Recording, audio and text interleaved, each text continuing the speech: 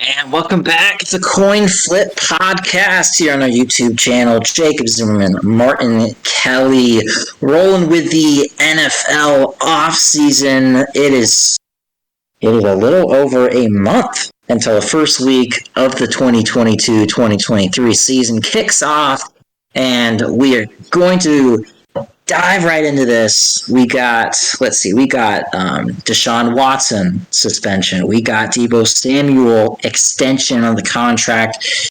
And sadly, we have some Bill Russell news. Martin, where are we starting off first? Yeah, Jacob. Let's start with this one today. Sad news as it came out. Bill Russell, the name of the MVP final trophy, died at the age of 88 years old, the 11-time NBA champ, two-time NBA champ as a coach, won an Olympic gold medal, a legendary NBA basketball player, played in a time that most of us would just be honored to even be mentioned in, died at the age of 88. Jacob, what's your first thought? My first thought on Bill Russell is rest in peace.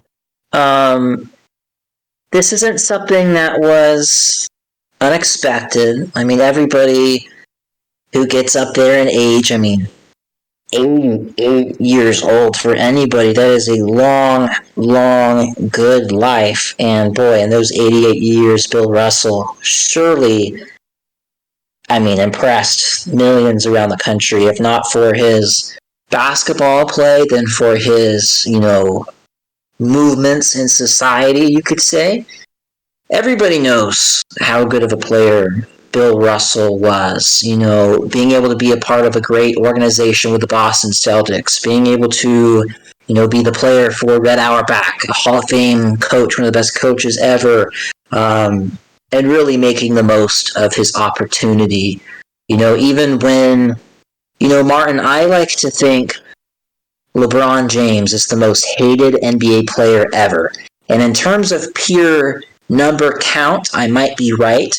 But in terms of actual hatred in your face that you have to deal with on a day-to-day basis away from the internet, Bill Russell had it the most, no doubt, and succeeded the most from a winning standpoint of any player in American sports history, flat out. The 11 championships, everybody knows about them.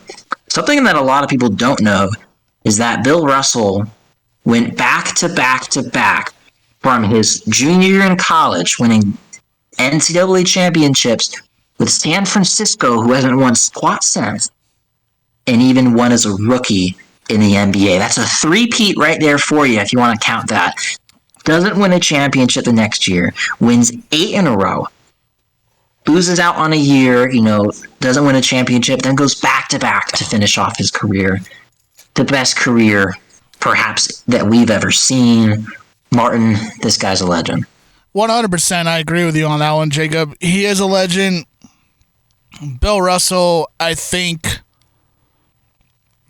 you're right, was more than basketball. He's... The way I describe Bill Russell is kind of in the same way you would describe Muhammad Ali, which is this utter ultimate greatness of an athlete, and also this person that stood up for people in a time where standing up for people either made you a savior or a criminal, and there was no in between. It was either or, and in some sense that still is to this day. But Bill Russell played for the Boston Celtics. Bill Russell played in an era that wasn't as competitive as you would say it is today. And the conversations of, was it a real good era for basketball? Was the competition right there? Was it legit? And of course it was legit. Still playing the NBA is still playing in the NBA. It is still one of the hardest leagues to keep up with. Everybody is competitive. Everybody is trying everything. And to win 11 championships, to go back-to-back with MVPs and dominate the league in an era where you had Bill Walton, you had Wilt Chamberlain, you had Julius Erving, you had et cetera after et cetera after et cetera, tall giants, Jacob, playing in an era where most tall giants weren't really doing that. I mean, it's still obviously in today's days astronomically amazing to see a 6'10" man walk around. But it had to be even more astronomical during the 50s and the 60s when NBA was just trying to get their legs under them. And I got to give it all credit to Bill Russell, 88 years old. He lived a very long life. But, I mean, besides the championships, he is one of those images you think about when it comes to the NBA. He's one of the players you first talk about when it comes to the NBA. He's exactly like Jerry West. He's exactly like Kareem Abdul-Jabbar. He's exactly like LeBron James or Michael Jordan or Magic Johnson or Larry Bird, etc., etc., etc. The greats and the giants that have made our sport what it is. Bill Russell is one of the guys you have to talk about. You can't write the history without him. And, it's very sad that he passed away, but nonetheless, he got a chance to watch Michael Jordan dominate. He got a chance to watch Kobe Bryant dominate. And he got a chance to watch LeBron James dominate the sport that he helped grow. And it's just, that has to be an honor for all three of those guys. And it has to be an honor. It's just remarkable what Bill Russell did. And it's very sad that he passed away. Absolutely. All right. Where are we going next, Martino? All right, Jacob. Let's move away from a little sadness. Let's move into the NFL. Mr. Deebo Samuel, the man who's called out San Francisco and said, "Hey, pay me my money, otherwise I delete all the images off my social media page." You see me doing that? Like it's gonna do anything to stop any NFL team. But anyway, Deebo gets paid 3 years, $73 million. Jacob, 58 of that $1 million is fully guaranteed. What do you think about this? Man, okay. I would make the case, Martin, that last year, seemingly out of nowhere, Deebo Samuel went from a guy who in most fantasy drafts was picked, depending on your league, somewhere around like the 8th round, right? And last year, you could make an argument that maybe outside of Cooper Kupp, in terms of a pure football player, right? I'm not talking quarterbacks here. In terms of a pure football player, Deebo Samuel was as good as it got last season in the NFL. I agree. He is an absolute versatile weapon. He is basically Kyle Shanahan was doing what 10, 20 years ago, offensive coordinators were dreaming of doing, with their hot prospects, lightning quick, really physical, coming out the draft. And it just wasn't a league at the time. Now we are really starting to see everything open up here. And the NFL, guys being able to pull off stuff that we didn't think was possible. So Deebo's skill set, toss it to him in the flat, throw it on a 10-yard out, give him the ball on a bubble screen, however you can get him the ball, hand it off in the backfield. This guy he's legit, and he's fun to watch. He's one of the funnest players to watch in the league. Now, when it comes to the contract situation, if this was a different team, I could maybe understand why the 49ers would be a little hesitant here. Okay, we have a receiver running back hybrid. When you look at the running backs, guys like Ezekiel Elliott, Todd Gurley, Christian McCaffrey, late into these contracts, you can look and say, man, it's hurting the team for these guys to get paid this much. Now, the thing is, Deebo plays a lot of receiver, and he can continue to play that. And I don't know if he's still the case with those running backs where you can almost pencil in a future injury, that's going to hurt the team. But this is a shorter deal, Martin. We saw A.J. Brown. We saw DK Metcalf get similar money. And I think there's no question about it. Deebo's a better player than both of them. In terms of production, no question about it. Now, I think the 49ers have made some questionable moves with their direction of the franchise the past couple of years. And I think having it take this long for a Deebo Samuel contract extension is yet another, wrinkle to that equation. But now that he's back, Now that he's in the building, I think this is good news for Deebo. I think he might even touch the ball more this season than he did last season. As crazy as that sounds, I think Trey Lance is really, really going to have to rely on this guy. Imagine if Trey Lance started his season, getting his first ever real, you're the starter kind of snaps, and Deebo's not there. He's going to get torn up. Instead, that's not going to happen. The safety blanket is there, and Deebo got his money. It sucks to see it take this long. Now for the division talk, I still think the 49ers are going to be the second best team. As we talked, Kyler Murray, there's some, stuff that's happened there. Even after we talked about it, even more stuff came out about that. The Seahawks are probably going to win just a handful of games this season. I think they're in position to make a wild card spot into the NFC playoffs. Overall, good job, Deebo, on getting your contract without having to miss any games. All right, so I like what you said there, Jacob. I really do. I 100% agree with you. Deebo is a very talented football player. I do agree with that. Now, slight bone to pick here, just a tiny one. I don't see him more valuable than A.J. Brown or DK Metcalf, but that's a different argument for a different day. I put DK, AJ, and then Deebo. That's just my list when it comes to those three. I'm not saying any of them are any better than the other player, but I put DK more valuable and more valuable towards his team than Deebo. But that's a different argument for a different day. But back to Deebo. Okay, so I like Deebo Samuel. I think he's a very talented football player. I think he's got a true potential in the NFL. And the thing is, though, Jacob, he's only been in the league for 3 years. And his first year, he played 15 games. He had over 800 yards. He caught 3 touchdowns. He ran the ball for 14 times. He had 3 touchdowns. He ran it for less than 200 yards. And his average game was 10.6 yards. And his average attempt was 11.4. 2020, obviously, he gets hurt. He's in limited games. He only goes for about 391 yards a year. And then this year, he blows up, Jacob. 16 games. He had more than 1,400 purpose yards combined in receiving and rushing. And I get it. He is an astronomically amazing player. And in retrospect, he should be paid like it. And I like the fact that he took a 3-year deal here, Jacob. What that 3-year deal says to me is like the NBA, okay?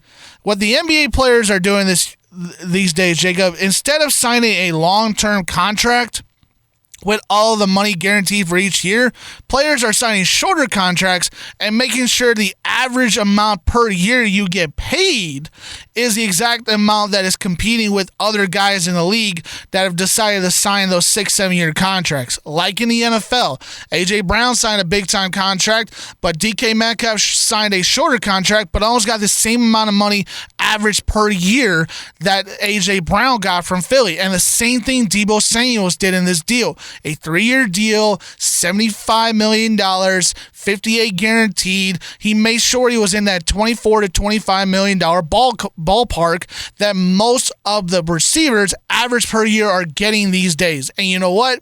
It was a smart move by him. If he keeps up this production, Jacob, he's going to be 26 years old. He entered the league at 23, okay? We've seen what's happened to Ezekiel Elliott. You brought him up. I remember DeMarco Murray was a little bit of that guy where he was late in his career or early in his career and he was succeeding, and then towards the end of it, he fell off a cliff. We saw it with Todd Gurley. We saw it with Sony Michel. We saw other running backs in the league, Jacob, that have had those higher production volumes in college and had some short success in the NFL. But after the long term, they took a lot of beating and they just weren't the same in the production level as they were when they entered the league. Now with Deebo, he's a receiver and a runner. He got the ball 59 times last year. He had 365 yards rushing. He had 8 touchdowns, but he had 1,400 yards receiving and had 6 touchdowns. So he was running the ball. He had more rushing touchdowns than he did receiving touchdowns. He's that type of hybrid player. But also, how is San Francisco going to find a way to integrate him into all that. You're going to run him out of the backfield from time to time and then throw it to him. But if we saw in that Packers game, he ran more than I remember him receiving. And in that Rams game, in the championship game, I remember more running than I do receiving. Or if it was, those type of shuttle passes where he comes to the middle of the cross of the field when the quarterback gets the snap, those are, passes and runs too. But overall, Jacob, my point is, I love this deal. I think Deebo is really good for the 49ers. I still think they have questions with Trey Lance. I don't know what he's going to look like in his first true season as the starter. Their defense is legit, but they're third. It's hard to say they're a third-tier team in the NFC West, but you got the Rams, you got the Cardinals, you got the Niners, who are all going to be competing for that title. I love it for Deebo, for himself to get the money, but this move doesn't make San Francisco any better than the Rams in the sense that I don't think the Niners can still beat the Rams. No. Real quick, give me a one-word answer here on this one. Over under 9.5 wins this season, regular season. Ooh, under. I'm gonna go under. I don't believe in Trey Lance. Under. I don't believe in Trey Lance. I share the opinion with you, Martin, and something I found really shocking is that if you look at the odds to see who is going to win the divisions, the last time I checked, and I'll check again here, to win the NFC West, the Rams are only plus 110 the last time I can remember, which is insane. For betting odds, that is slightly less than a 50% chance. Now, with all things considered in this division, with who is in this division, I think only plus 110 is insane. It should be a minus. It should be an over 50% chance that the Rams, the defending Super Bowl champion, take this division easily. Now, I know there's something called a Super Bowl hangover. Martin's Bears know all about it. My Carolina Panthers know all about it. Wow. We haven't been back to the Super Bowl since. That was a shot. However, the Rams are probably in most recent years the highest favorite to go back-to-back than I can recall, as far as how good their coach is, how good their defense is, how good their offense is, how good they looked in their playoff run last year. For the San Francisco 49ers to be at plus 190 and the Cardinals to be at plus 340 to win this division, I think those numbers are almost laughable, and I'm taking the Rams all day. With that being said, we talked, we opened up with some sad news. Now we talked about some good news.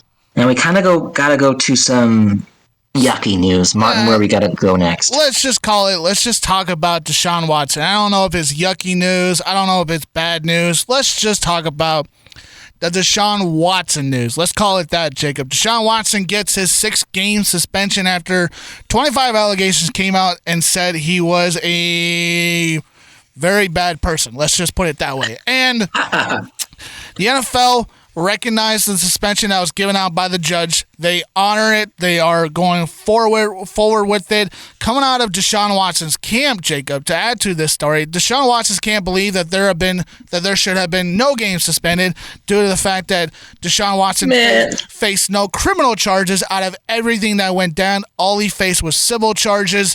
Nonetheless, Jacob, 6 games for Deshaun Watson. The Cleveland Browns are without their starting quarterback for 6 games after giving him $230 million in the offseason. And they traded their number 1 overall pick, Baker Mayfield, in the offseason to your Carolina Panthers. And they only have one other backup quarterback on this roster. Do you even see the Cleveland Browns being 500 at the point of the end of the suspension? Oh, man, that's tough. We're going to try to focus on the Browns real quick. I just want to say that this is giving me O.J. Simpson vibes, where the whole country knows what actually really happened, but apparently that just couldn't get decided in court. There have been cases where there have been allegations that turn out to be false. A woman claiming this against a man. it turns out to not be true. Most of the time it is true. So if it actually is, which we suspect, then you got to feel bad for those 25, probably a whole lot more than just 25 ladies. As for this whole sequence, Martin, this was a head scratcher. This was interesting. And I was talking about this with my dad actually earlier today. And I think the judge may have taken into consideration Deshaun not playing at all last year. So if he got suspended for the whole season, when you look back in this for history, Deshaun Watson missed 2 full seasons because of this. That didn't happen. He's going to miss about only 1.5. And so in terms of the case, I mean, there's nothing you can really do about it. You just got to accept the fact that it is what it is and move on. They couldn't come to an agreement in court. His NFL penalty should be irrelevant from the public eye. Now, for the NFL gurus here, I'm talking to you. Let's talk about the Browns and what to expect realistically in this season. Martin, I'm going to go through every game, and real quick, we are just going to give a win or loss answer, and we're going to come away with the Browns total record. So, opening up the year at the Panthers just stole their quarterback. I'm going to give the win. Would you give that a win? Yes. For the Panthers. Sorry. So we'll go a loss for the Browns. Loss. Whoa. Wait a minute here. No, that's a win for the Browns, even with their backup quarterback. The Carolina Panthers are terrible. Are you kidding me? Okay. What about the Jets, Martin? What about the Jets? That's 2-0 for the Cleveland Browns, too.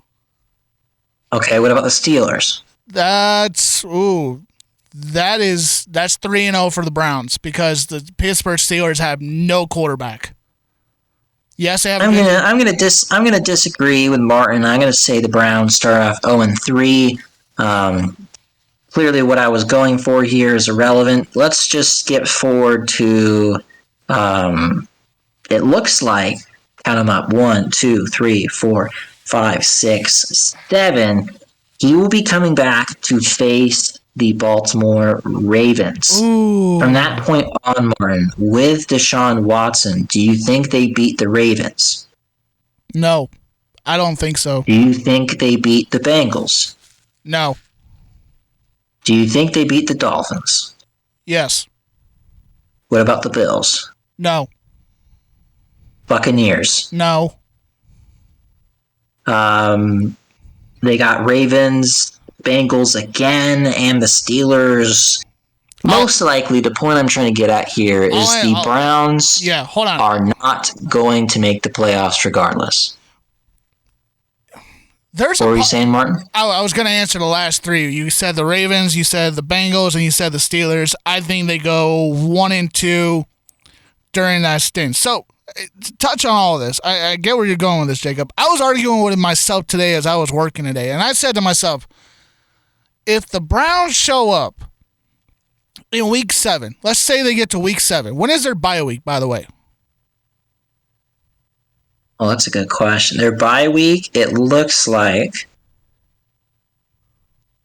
is between October 31st and November 13th. So that's about, after the Bengals game. Yeah, so that's about Week 7 or 8 in the NFL. I think that's Week 9 to be exact. So he'll come back, have 2 games, and then have the bye.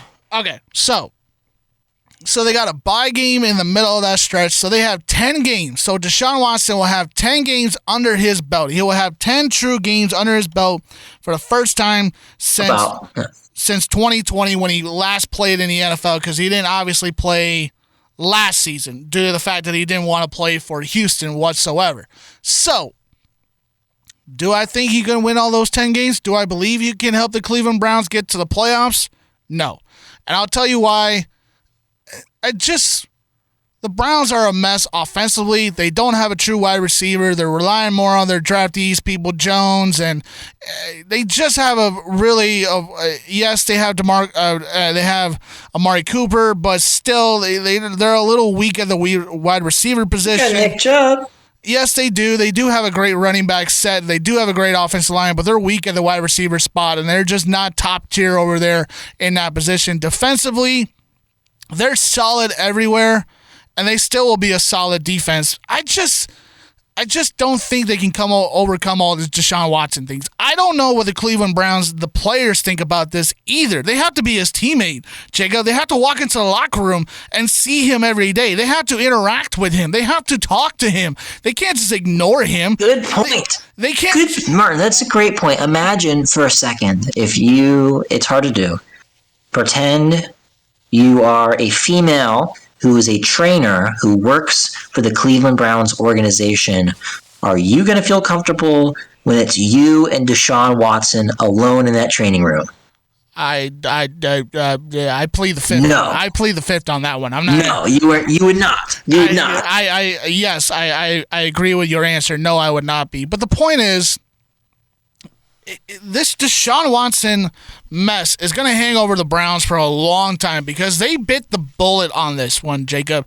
The New Orleans Saints, the Carolina Panthers, the Miami Dolphins, the Minnesota Vikings, and whatever team had it in their mindset, the Atlanta Falcons, whatever team had it in their mindset that they're inches, just meters in milliseconds away from having Deshaun Watson as their NFL quarterback, the next moment, everything comes out and it's like, where do we go from here? And the Cleveland Browns have to answer that question. They have to answer that question not only to the fans, not only to the media, not only to Deshaun Watson, but the entire football organization. This isn't just going to go away overnight. This is a PR nightmare that is going to take mountains, and I mean mountains, to move and to clean up. This is something that is going to either make or break this team, and it will either make or break Kevin Stefanski's career as a head coach as well. He's going to have to be the guy that talk to Deshaun Watson every day about a plan of how to win football games. This is going to test everybody to their real core ability of being a good person. You know what I mean? Like, to be fair about the PR thing, I do want to say that I would be willing to bet that Deshaun Watson's first game back in the NFL is going to be top 5 most viewed games of 2023 in the NFL. That game must either be a Sunday night or a Monday night football game. I am not accepting a Sunday 4:00 start. I am not accepting a Sunday 1:00 start. The NFL will not be 1:00. That's for sure. The NFL will not, and I promise you, they will not be able to hide this game. Everyone's got that game circled on their schedule. It is either Sunday night or Monday night, okay? And either either Mike Tirico is going to have to give the call on that one, or it's going to be Joe Buck. And I cannot wait for that, Jacob. I cannot wait for all of the broadcasting moments that are going to go through this game. It is going to be, oh my God, I can't wait until week 7 on the NFL.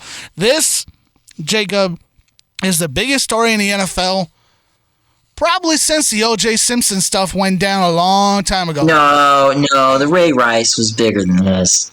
Ray Rice.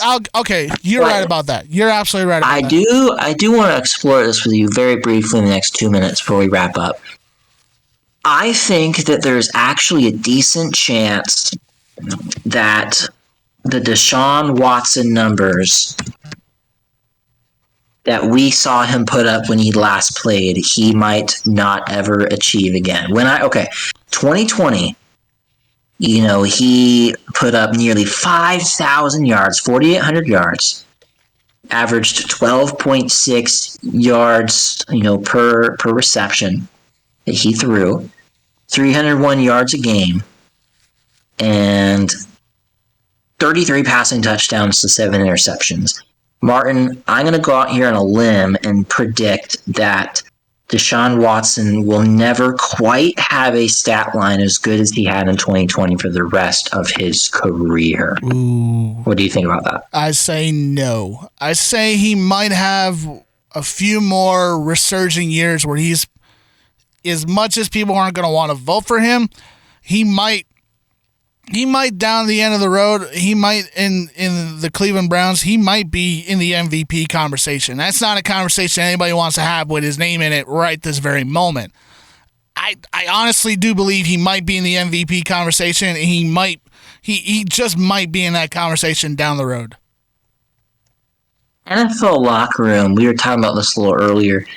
in an NFL locker room, it is full of men, not just men, but like very alpha personalities. You know, a team is going to be better when they all respect each other. Yeah. And I'm just having a hard time thinking that every single player in the Browns locker room or organization is going to be able to look at him and think about him the same way that they think of all their other teammates. It's just going to be hard.